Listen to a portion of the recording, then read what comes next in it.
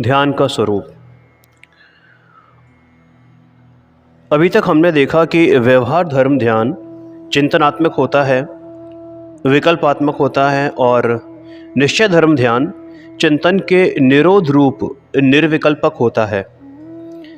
वस्तुतः बात तो यह है कि चिंतन ध्यान का प्रारंभिक रूप है और रुचि ध्यान की नियामक होने से चिंतन की भी नियामक होती है। जिसे रुचि होती है, पहले उसके बारे में विकल्पात्मक चिंतन चलता है और फिर रुचि की तीव्रता में विकल्पात्मक चिंतन निर्विकल्पक ध्यान में परिवर्तित हो जाता है। मैं आत्मा हूँ, मैं ज्ञायक हूँ, मैं भगवान आत्मा हूँ, मुझ में अनादि अनंत मैं ज्ञान आदि गुणों का धारी हूँ, ऐसे जो विकल्प हैं ये पहले चलते ही हैं।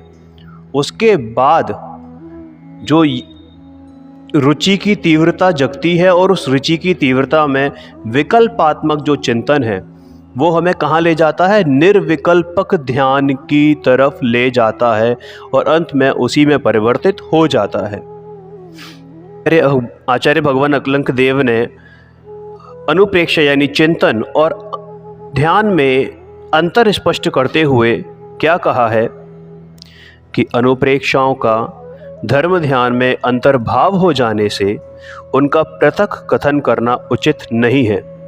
यदि कोई ऐसा कहे तो उसका यह कथन ठीक नहीं है, क्योंकि अनुप्रेक्षाएं ज्ञान प्रवृत्ति विकल्पक रूप हैं। अनित्य आदि विषयों का चिंतन जब ज्ञान रूप होता है तब वह अनुप्रेक्षा कहलाता है, और जब वही अनित्य आदि विषयों में चित्त एकाग्र होता है तब धर्म ध्यान नाम पाता है। मतलब पहले ज्ञान होता है, उसके बाद ध्यान होता है। अब यदि इस कथन पर हम गंभीरता से विचार करें तो एक बात अत्यंत स्पष्ट हो जाती है कि निर्विकल्प धर्म ध्यान होने के पहले होने वाली ज्ञान प्रवृत्ति विकल्प रूप अनुप्रेक्षा में ये शरीर आदि संयोगों की अनित्यता, अशरणता, असारता, भिन्नता और अशुचिता आदि का चिंतन होता है। और जब विकल्प रूप चिंतन का निरोध होकर उसी विषय वस्तु में चित्त निर्विकल्प रूप से एकाग्र हो जाता है तो वह धर्म ध्यान नाम पाता है। क्लियर हुई बात? तात्पर्य क्या है कि धर्म ध्यान के पहले और धर्म ध्यान में भी देह आदि से विरक्ति के लिए उसकी अनित्यता, अशरणता, असारता और अशुचिता आदि का चिंतन तो हो सकता है, पर शरीर आदि के पोषण का विकल्प चिंतन और ध्यान तो महान अर्थ है धर्म ध्यान के विरुद्ध प्रवृत्ति है। ध्यान के नाम पर आज यही सब कुछ हो रहा है।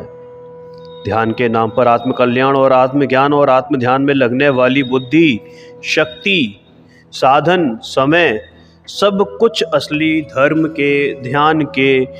ध्यान के विरोध में लग रहे हैं। क्या यह एक विचारणीय स्थिति नहीं है? बृहद द्रव्य संग्रह नामक ग्रंथ में ध्यान के स्वरूप को स्पष्ट करते हुए साफ साफ लिखा है। इसका मैं हिंदी अनुवाद पढ़ता हूँ। बृहद द्रव्य संग्रह में गाथा नंबर 56 है, 56। बोलो नहीं, सोचो नहीं और चेष्टा भी मत करो, उत्कृष्टतम यह ध्यान है निज आत्मा में रत रहो। माँ चिट्ठई माँ जंपई माँ चिंतई किम वी जेड़ होई थिरो, अप्पा पम्मी रहो इणमेव परम हवे झाणम। हे भव्य जीवों, कुछ भी चेष्टा मत करो, कुछ भी मत बोलो और कुछ भी चिंतवन मत करो जिससे आत्मा निज आत्मा में तल्लीन रूप से स्थिर हो जाए, क्योंकि यही परम ध्यान है। कितना क्लियर दिया है कि भैया ध्यान करने के लिए कुछ भी नहीं करना, यानी कुछ भी करना भी अभिष्ट नहीं है, ना मन से, ना वचन से और ना ही काय से। लेकिन आज जो कुछ ध्यान सिखाया जाता है उसमें तो सिर्फ करना करना करना ही होता है। कि मन में ऐसा मत सोचो, ऐसा सोचो, वाणी से ऐसा उच्चारण मत करो, ऐसा करो, काया से कुछ भी ना करने को ही कहा जाता है। अरे अगर हमारा ध्यान काया से कुछ करने या काया में कुछ ना करने को भी जाएगा तो अपना ध्यान हम कहाँ करेंगे? मतलब अगर हमारा ध्यान कुछ ना करने की तरफ भी गया तो आत्मा कहाँ रहा? उसमें तो पर की तरफ ही ध्यान गया ना। मतलब ये तो वही बात हो गई कि कोई ध्यान लगाने साहब बैठे और उन्होंने कहा कि अब मेरा ध्यान नहीं लगता। तो किसी सज्जन पुरुष ने कहा, जो अपने आप को ज्ञानी धर्मात्मा समझते थे, कि अगर तुम्हारे में ध्यान नहीं लगता तो तुम एक काम करना कि कहीं तुम्हारे ध्यान में बंदर तो नहीं आता। तो वो कहता नहीं आता, कि ये तो बड़ी अच्छी बात है, अब बंदर आना भी नहीं चाहिए। अब पता लगा कि वो बंदर ने उनके दिमाग में इतना घर कर लिया कि जब भी ध्यान लगाने बैठते तो यही कोशिश रहती कि बंदर ना आए, और वो बंदर उनके ध्यान में आए बिना रहता नहीं। यानी जिस चीज़ को हम हटाने की चेष्टा करते हैं, ऐसा पॉसिबल ही नहीं है कि वो उनके ध्यान में आए नहीं। अरे भाई, यहाँ कोई कह सकता है कि मन वचन काय से कुछ नहीं करने के लिए भी तो मन वचन काय की क्रिया को रोकना होगा, रोकने का काम तो करना ही होगा। अरे यह भी तो करना हुआ ना। हम भी तो यही कहते हैं कि शरीर स्थिर रखो, उसे हिलने डुलने ना दो, मौन से रहो और मन को स्थिर रखो। तो इसमें गलत क्या हो गया? भाई साहब, यदि मन वचन काय की संभाल करते रहोगे तो फिर आत्मा का ध्यान कैसे होगा? ध्यान तो मन वचन काय को संभालने में ही लगा रहेगा। अभी तक शरीर आदि हिलने डुलाने का काम करता था, अब शरीर हिले नहीं, यह रोकना पड़ेगा, यह करना पड़ेगा। अभी तक बोलने में उपयोग लगता था, अब नहीं बोलने में उपयोग लगेगा। अब तक कुछ ना करने के बारे में सोचता था, कुछ करने के बारे में सोचता था, अब कुछ ना करने के बारे में सोचना पड़ेगा। मतलब करना तो पड़ेगा ही। पहले करने के बारे में सोचता था, अब ना करने के बारे में सोचना पड़ेगा। यानी कि पहले अस्थि के बारे में सोचता था, अब नास्ति के बारे में सोचूंगा। तो भैया, जब ये चीज़ें चल रही हैं, चाहे अस्थि हो, चाहे नास्ति हो, चाहे है या नहीं है, तो ये आत्मा को कब जानेगा? तो मन वचन काय से छुट्टी मिली ही कब? उसके आत्मा के ध्यान का ध्येय, मतलब आत्मा ध्यान का ध्येय बनेगा कब?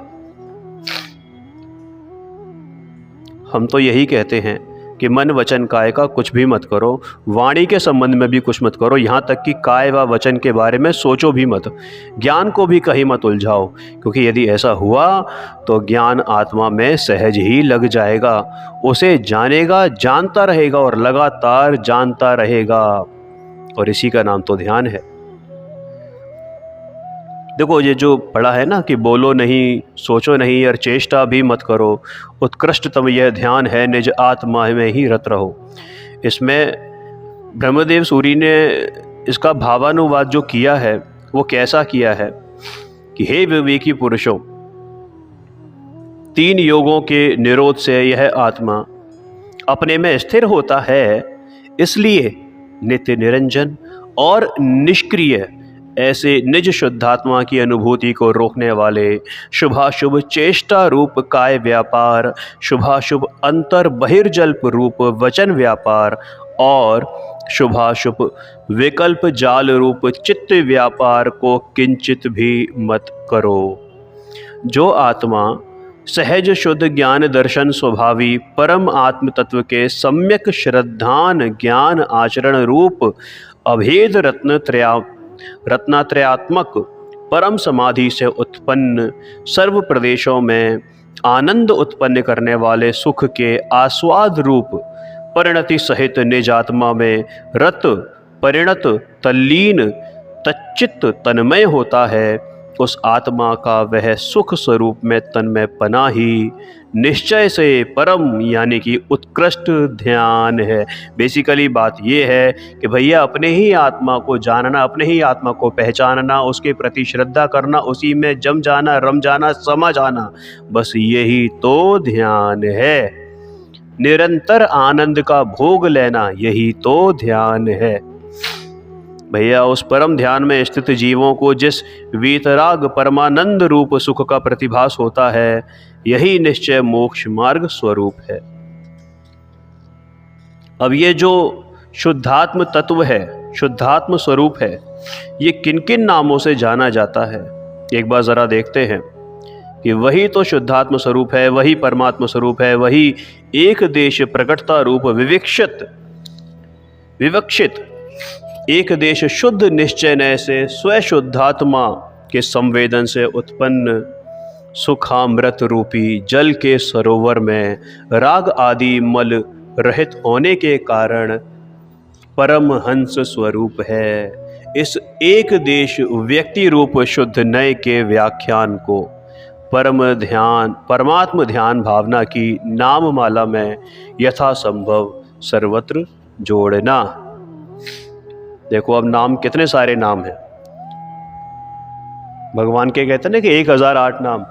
भैया ये भी तो भगवान आत्मा के नाम है, परमात्मा के नाम है, कि वही पर ब्रह्म स्वरूप है, वही पर ब्रह्म स्वरूप है, वही परम विष्णु स्वरूप है, वही परम शिव स्वरूप है, वही परम बुद्ध स्वरूप है, वही परम जिन स्वरूप है, वही परम स्वात्मोपलब्धि लक्षण सिद्ध स्वरूप है, वही निरंजन स्वरूप है, वही निर्मल स्वरूप है, वही स्वयं संवेदन ज्ञान है, वही परम तत्व ज्ञान है, वही शुद्धात्म दर्शन है, वही परम अवस्था रूप है, वही परमात्मा का दर्शन है, वही परमात्मा का ज्ञान है, वही परमावस्था रूप परमात्मा का स्पर्शन है, वही ध्येय भूत शुद्ध पारिणामिक भाव रूप है, वही ध्यान भावना स्वरूप है, वही शुद्ध चारित्र, वही परम पवित्र है,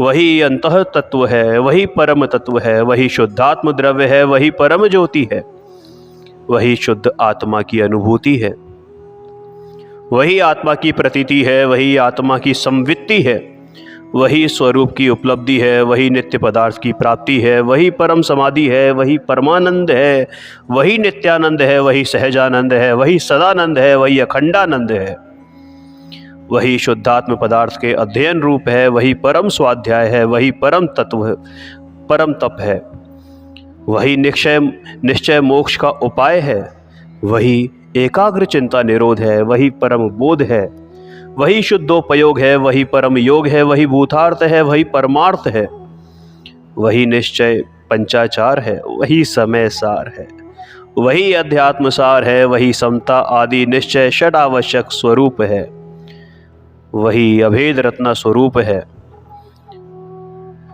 वही अभेद रत्नत्रय स्वरूप है, वही वीतराग सामायिक है, वही परम शरण उत्तम मंगल है, वही केवल ज्ञान की उत्पत्ति का कारण है, वही समस्त कर्मों के क्षय का कारण है, वही निश्चय चतुर्विध आराधना है, वही परमात्मा की भावना है, वही शुद्धात्मा की भावना से उत्पन्न सुख की अनुभूति परम कला है, वही दिव्य कला है, वही परम अद्वैत है, वही परम अमृत रूप परम धर्म ध्यान है, वही शुक्ल ध्यान है, वही रागादि विकल्प रहित ध्यान है, वही निष्कल ध्यान है, वही परम स्वास्थ्य है, वही परम वीतरागपना है, वही परम साम्य है, वही परम एकत्व है, वही परम भेद ज्ञान है, वही परम रस, वही परम समरसी भाव है, वही परम समरसी भाव है, इत्यादि समस्त राग आदि विकल्प उपाधि से रहित परम आह्लाद रूप एक सुख जिसका लक्षण है, ऐसे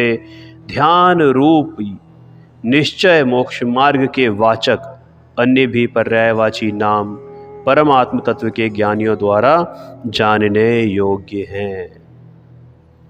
अरे भाई, जैन दर्शन में जिस ध्यान के गीत गाए हैं ना, वह तो यही निश्चय धर्म ध्यान है जिसे जिन आगम में इन नामों से पुकारा जाता है।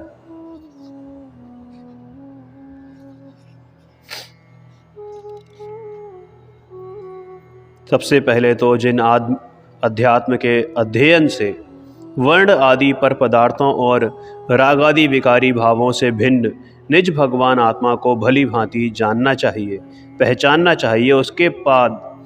उसके बाद बुद्धि रूपी अत्यंत तीक्ष्ण छेनी से, यानी कि प्रज्ञा छेनी से, वर्ण आदि और राग आदि से भिन्न निज भाव रूप भगवान आत्मा को भिन्न करना चाहिए, भिन्न जानना चाहिए, भिन्न अनुभव करना चाहिए। तात्पर्य यह है कि इन वर्ण आदि और राग आदि से भिन्न अपने आत्मा में अपनापन करना चाहिए, अपने आत्मा को निज स्वरूप अनुभव करना चाहिए। और यह अनुभव करने का कार्य, स्वयं को ग्रहण करने का कार्य अपने में ही होगा, अपने लिए ही होगा और अपने द्वारा ही होगा। देखो ऐसा होता है ना, गणतंत्र की परिभाषा क्या है कि government is for the people, of the people and by the people. यानी लोकतंत्र जनता के लिए, जनता के द्वारा और जनता से ही होता है ना, जनता में ही होता है, राइट। तो वैसे ही ये सब सच्चा गणतंत्र तो ये है कि अपने लिए, अपने में और अपने ही द्वारा।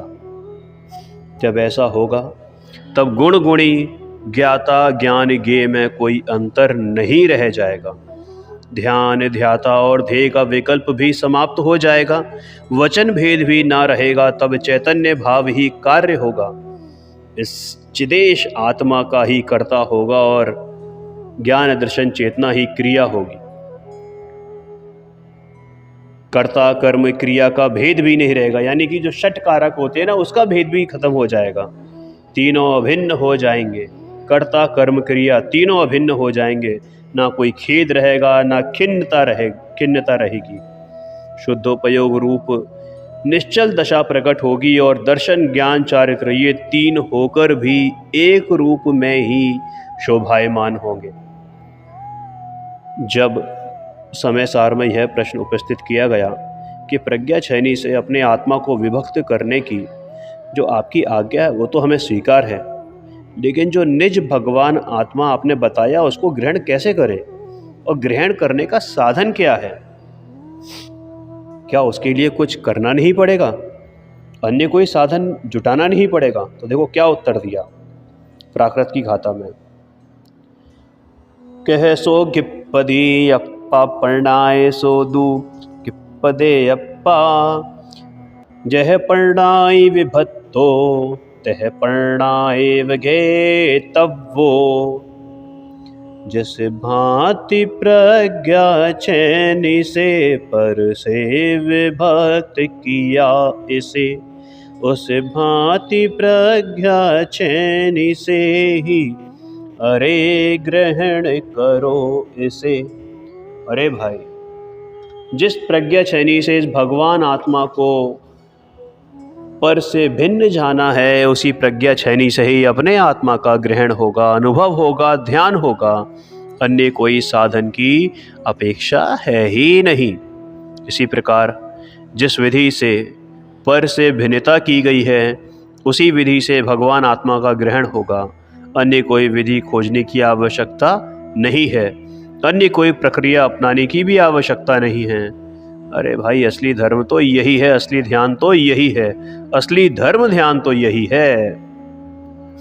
अब यहाँ प्रश्न उठता है कि आप कहते हैं कि ध्यान की कक्षाएं चलाने की आवश्यकता नहीं है, ध्यान के शिविर लगाने की भी आवश्यकता नहीं है। अब यदि एक बताइए कि यदि ध्यान की कक्षाएं नहीं चलाएंगे, ध्यान के शिविर नहीं लगाएंगे, तो लोग ध्यान करना सीखेंगे कैसे?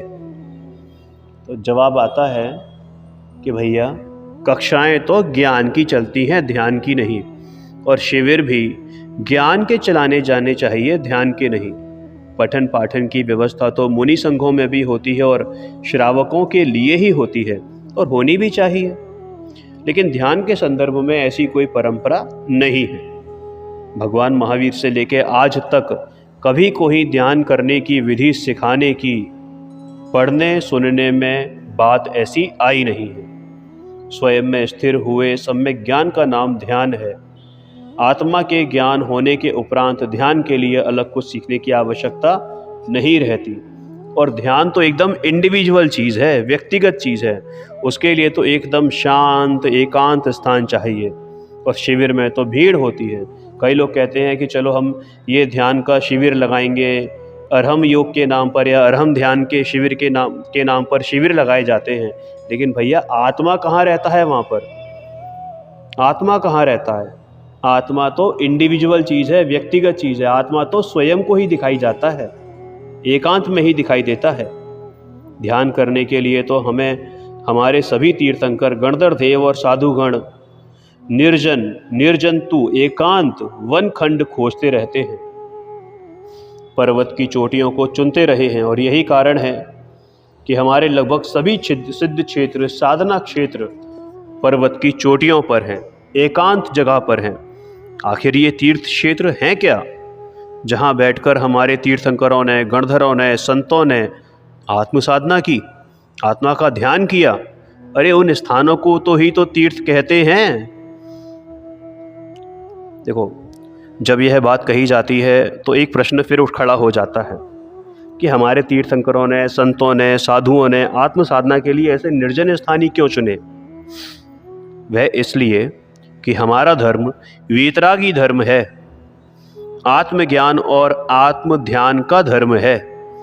आत्म ध्यान के लिए एकांत स्थान ही सर्वाधिक उपयोगी होता है। जैसा एकांत इन पर्वत की चोटियों पर उपलब्ध होता है, वैसा अन्यत्र कहीं भी नहीं है। तो कुछ लोग समझते हैं कि पर्वत की चोटी पर जेठ की दोपहरी में कठोर तपस्या करने से, शरीर को सुखाने से कर्मों का नाश होता है। भैया, लेकिन इस बात में तो कोई दम है ही नहीं, क्योंकि देह को सुखाने से कर्म नहीं कटते। कर्मों का नाश तो आत्म आराधना से होता है, आत्म साधना से होता है। आत्म आराधना और आत्म साधना आत्म ज्ञान और आत्म ध्यान के अतिरिक्त और कुछ भी नहीं है। पर और पर्याय से भिन्न त्रिकाली ध्रुव निज ज्ञायक भगवान आत्मा के जानने का नाम ही तो आत्मज्ञान है, सम्यक ज्ञान है। और उसमें अपनापन स्थापित करने का नाम ही तो सम्यक दर्शन है। और उसी में लीन हो जाने का नाम, उसी में रम जाने का नाम, समा जाने का नाम सम्यक चारित्र है। यह सम्यक चारित्र वस्तुतः तो आत्म ध्यान स्वरूप ही होता है, और इसमें शरीर के सुखाने को कहीं कोई स्थान ही नहीं है।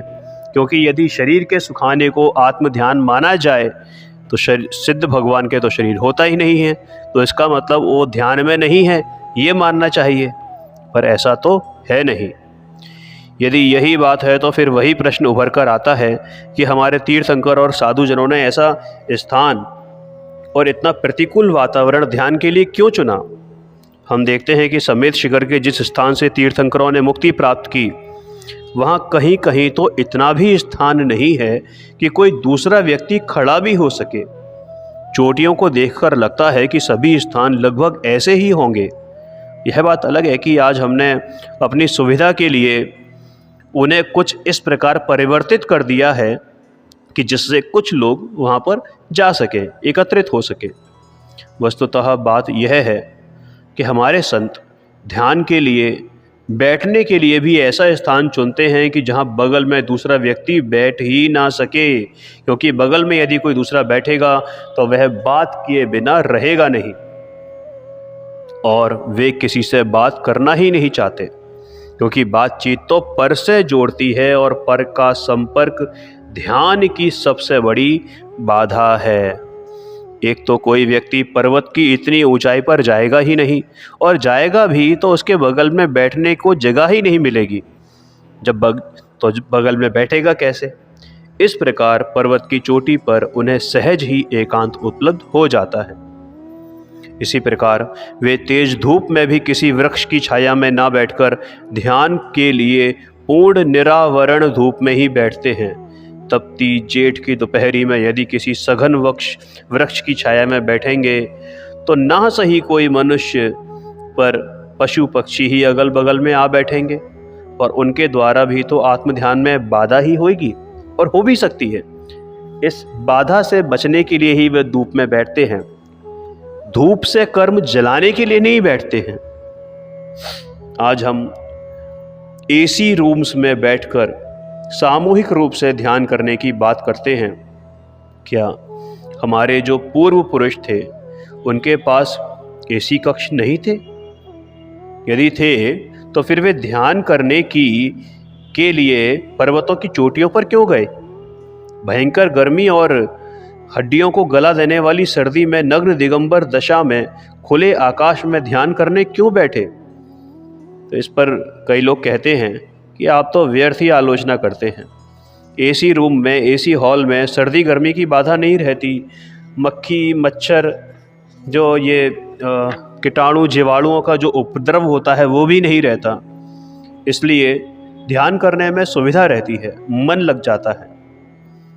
अरे हमारे पूर्वजों के ध्यान को मक्खी मच्छर तो क्या, सांप और शेर जैसे क्रूर पशु भी विखंडित नहीं कर सके। और तो और उनके जलती हुई सिगड़ी उनके शरीर पर लगाई गई, जलते हुए आभूषण शरीर पर पहनाए गए। स्यालिनी उनको खा रही है, फिर भी वो ध्यान से विचलित नहीं हुए। और हम इन मक्खी और मच्छरों से विचलित होते हैं। हद हो गई। ध्यान को सीखने सिखाने की आवश्यकता नहीं होती है, क्योंकि जिस वस्तु में अपनापन आ जाता है, जिसके प्रति रुचि जागृत हो जाती है, उसका ध्यान तो सहज ही होता है। यदि हम चाहें भी कि हम उसका ध्यान ना करें, तब भी हम उसके ध्यान से बच नहीं सकते। तो प्रश्न आता है कि यह तो ठीक ही है कि ध्येय यानी ध्यान करने योग्य पदार्थ तो एकमात्र त्रिकाली ध्रुव निज भगवान आत्मा ही है। फिर भी प्रारंभिक अवस्था में अभ्यास के लिए तो किसी भी पर पदार्थ पर उपयोग केंद्रित किया जा सकता है ना। तो उत्तर साफ साफ मना करी है उत्तर में कि नहीं। पर प्राथमिक अवस्था वालों के लिए वृद्ध द्रव्य संग्रह में क्या लिखा है वो पढ़ते हैं कि इस प्राथमिक पुरुषों की अपेक्षा से सविकल्प अवस्था में विषय और कषाय दूर करने के लिए, चित्त को स्थिर करने के लिए पंच परमेष्टि आदि पर द्रव्य भी ध्येय होते हैं। क्या समझ में आई बात? निश्चय से तो पंच परमेष्टि भी ध्येय नहीं है, पर हैं। लेकिन अगर कोई प्रारंभिक अवस्था में है और वो ध्यान करना चाहता है तो ठीक है, आप सविकल्प अवस्था में ध्यान करिए और अपने चित्त को स्थिर करने के लिए पंच परमेष्टि का देवशास्त्र गुरु का स्मरण करिए। तत्पश्चात जब अभ्यास के वश से चित्त स्थिर हो जाता है, तब शुद्ध बुद्ध एक ज्ञायक स्वभावी निज शुद्धात्मा का स्वरूप ही ध्येय होता है। तो भैया बिल्कुल क्लियर बात है कि पंच परमेष्टि और उनके द्वारा प्रतिपादित जिन आगम में प्रतिपादित वस्तु व्यवस्था भी धर्म ध्यान का ध्येय यानी ध्यान देने योग्य हो सकती है। आज्ञा विचय, अपाय विचय, विपाक विचय और संस्थान विचय रूप धर्म ध्यान की विषय वस्तु से यह बात सिद्ध होती है। परंतु शारीरिक स्वास्थ्य के लिए किए गए प्रयासों को तो धर्म ध्यान किसी भी रूप में नहीं माना जा सकता। शास्त्रों का अध्ययन ही ध्यान है, क्योंकि उसी से पंचेंद्रिय और कषायों का निग्रह होता है। इसलिए हम इस पंचम काल में प्रवचन सार अर्थात जिन आगम का ही अभ्यास करना चाहिए। इस प्रकार हम देखते हैं कि पंचम काल में यानी इस युग में तो विशेषकर गृहस्थों के लिए तो अध्ययन ही मुख्य है। ध्यान करने के लिए आसन, अब ये प्रश्न आता है कि ध्यान करने के लिए आसन कौन सा होना चाहिए। तो आचार्य जिनसेन क्या लिखते हैं? ध्यान बैठकर, खड़े होकर और लेटकर भी किया जा सकता है। शरीर की जो भी अवस्था ध्यान करने की विरोध करने वाली ना हो, उस अवस्था में अपनी सुविधा अनुसार ध्यान किया जा सकता है। सभी ध्यानार्थी निज भगवान आत्मा का स्वरूप समझकर उसमें ही अपनापन स्थापित कर कर उसी में जम जाएं, रम जाएं, समा जाएं और अनंत सुख शांति प्राप्त करें। इसी मंगल भावना के साथ ध्यान का स्वरूप यहीं पर विराम लेता है।